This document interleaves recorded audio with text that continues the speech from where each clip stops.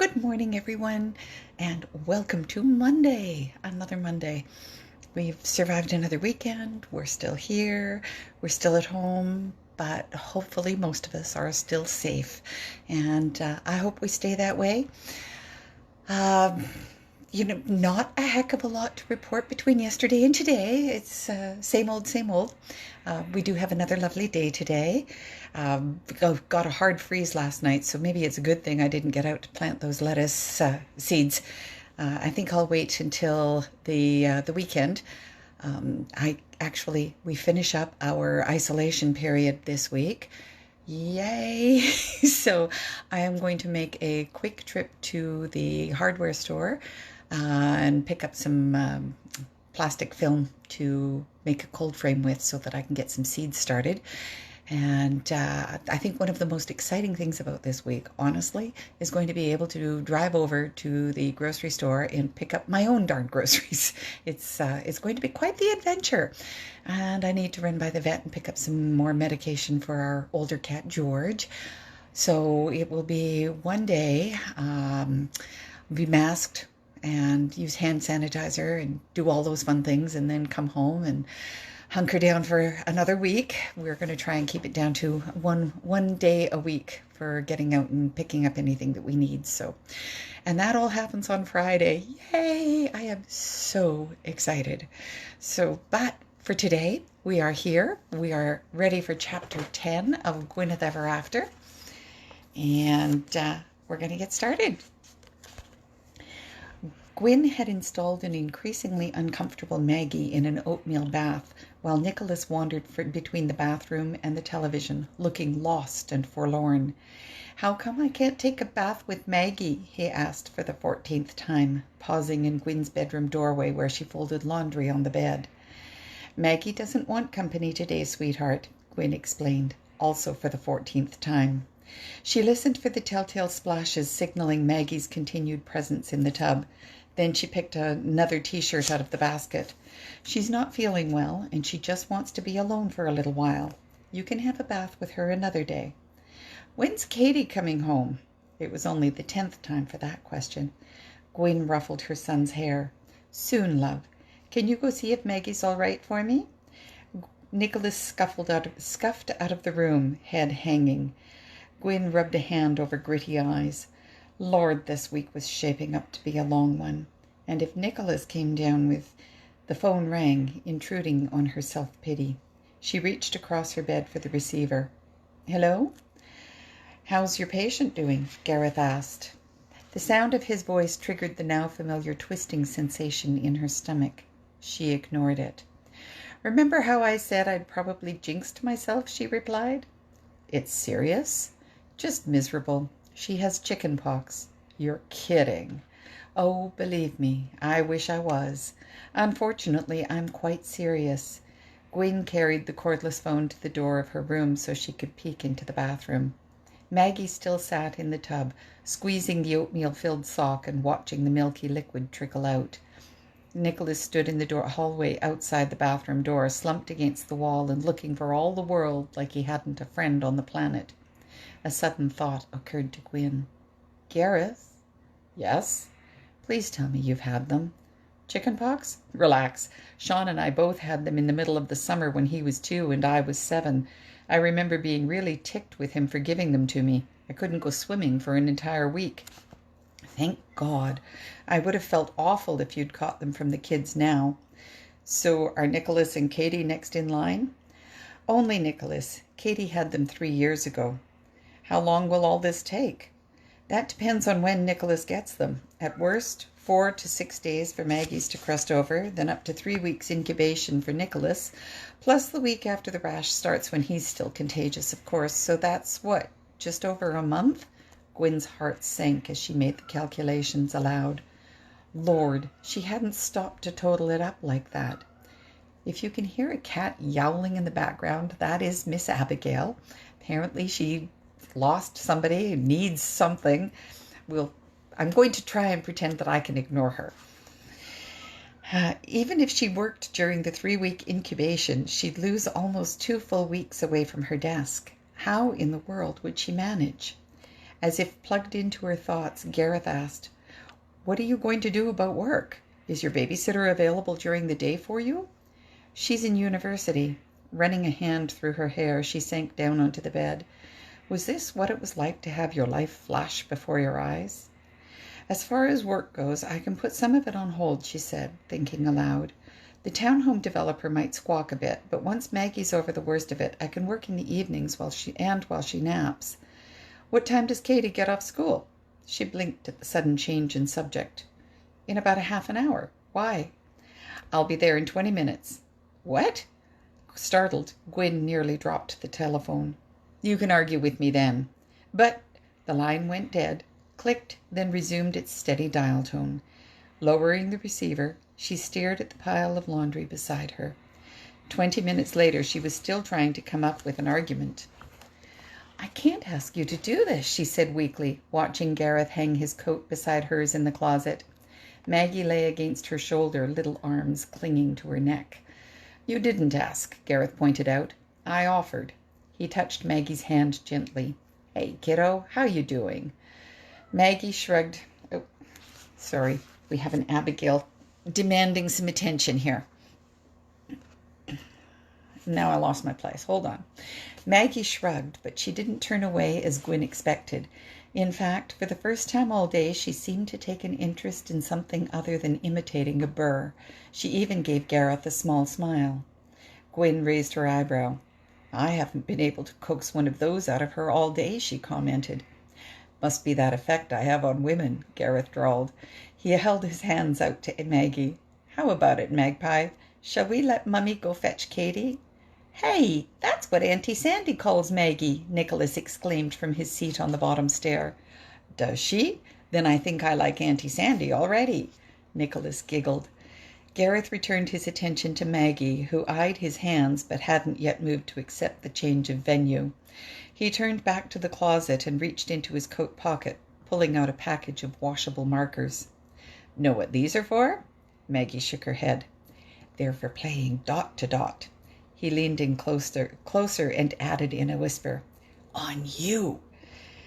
In a quick aside to Gwyn, he said, "A colleague had a son with chicken pox once. I thought her idea was very creative."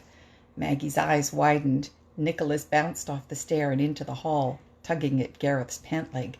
"Can I play too?" he demanded. "Maggie?" Gareth asked. After a small hesitation, Maggie nodded her blonde curls. She held her arms out to Gareth. "We can all play," she said. "Me first, then Nicholas. You have to be last, 'cause you're bigger." Gareth settled Maggie on his hip and handed the markers to Nicholas to carry. "There," he said to Gwyn. "You're free. Now go fetch your eldest." She would have objected again, but a sudden shrill intruded. Gareth reached for the cell phone in the holder clipped to his belt. He glanced at the display, then flipped the mouthpiece open. "Boy, this is dated. We have a flip phone. I'm going to have to go back and fix that one." Shrugging an apology in her direction and effectively ending her argument. "Hey, Sean." His cousin's name. With a shake of her head, Gwyn reached into the closet for her coat. In the 3 brief days she'd known Gareth Connor, she had yet to win so much as the smallest victory in a discussion.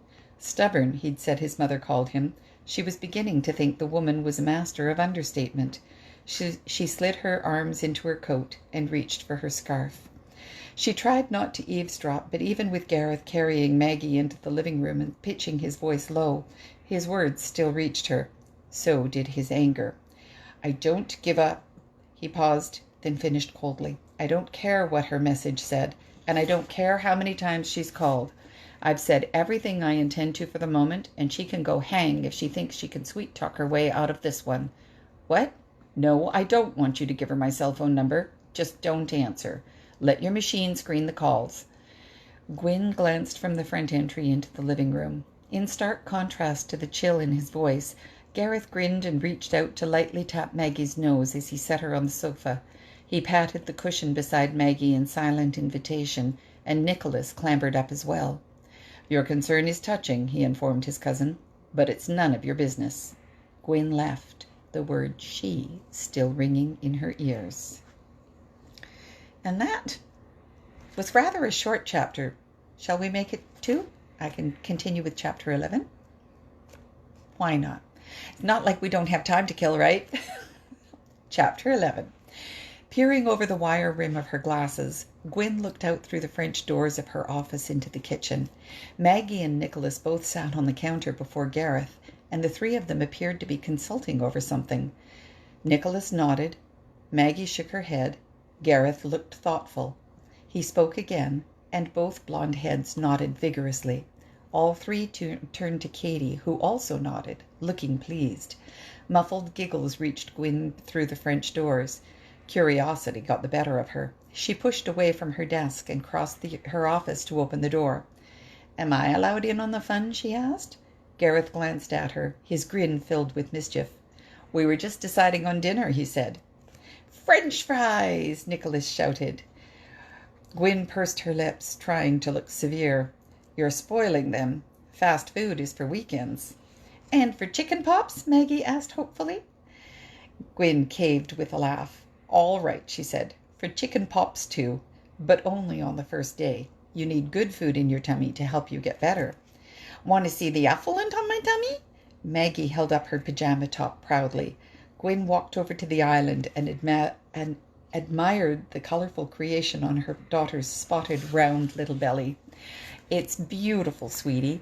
Very elephantish." She looked up to find Gareth regarding her strangely. "What?" she asked. "I'm not sure." "Yes, I am. The glasses. I knew there was something different. I didn't know you wore them. Only for close work, a sign of my advancing age. You didn't have... Maybe I should have quit at 10. Here, try again. You didn't have them at the theater when you were sketching." And she didn't know he'd paid that much attention. "I was afraid to take them out of my bag," she admitted, "in case I annoyed you any more than I already had." "You didn't annoy me." She frowned. "You told me I did." "No, I agreed that you'd distracted me." He quirked an eyebrow in a gesture of wicked amusement. "That's entirely different." He lifted Nicholas down from the counter. "Sorry, now we have a Winston up on the desk with us. Boy, this morning is going like super well, isn't it? No, you can't go up on the filing cabinet. Come on, down, down, down. There's a boy." Sorry about that. He lifted Nicholas down from the counter. "Nicholas and I are going to get dinner. What would you like?" "I'll get my purse." "Don't worry about it. My treat." You've done enough already today," Gwyn objected. "You're not paying for my kids' dinner, too." Gareth rolled his eyes. "If you tell me one more time that I've done enough today, I will throw something at you," he threatened, to the great amusement of her children. "Now, what do you want to eat?" Taking in the somewhat steely expression in his dark eyes, she bit back another objection. "Nothing, thanks. I'll make something later." "Are you sure?" She nodded. "We'll be back in a few minutes then. And I like them, by the way." "What?" "Your glasses. They suit you. You look very..." He paused, and his gaze traveled over her calf-length wool skirt and snug-fitting long-sleeved T-shirt, both in shades of charcoal gray. Then he shot a quick sidelong look at her three children and cleared his throat. "Refined," he finished. Taking Nicholas, he departed, leaving Gwyn with the distinct, breathless impression that had they been alone, he might have chosen a far different adjective. Maggie's good humor and willingness to be entertained by Gareth ended shortly after dinner. At the sound of a tap on her door, Gwyn looked up from the computer to find him standing in the doorway, her tearful daughter in his arms. "Has she had enough?" Gwyn asked. "I think so. She's pretty itchy and uncomfortable." Gwyn slid her glasses off and placed them beside her keyboard. Rising, she reached over to switch off her desk lamp. "Hi, Winston. It sounds like it's time for another bath. What do you think, sweetie?" She took Maggie from Gareth. "Poor baby. It's lousy, isn't it?" She kissed the top of her daughter's head, stroking her back as she followed Gareth into the kitchen. Maggie snuggled miserably against her. Gareth frowned. "Is she all right? Do you want to take her to a doctor or something?" Gwyn smiled at his concern. "Hey, sorry. Hang on. Get off. Get down."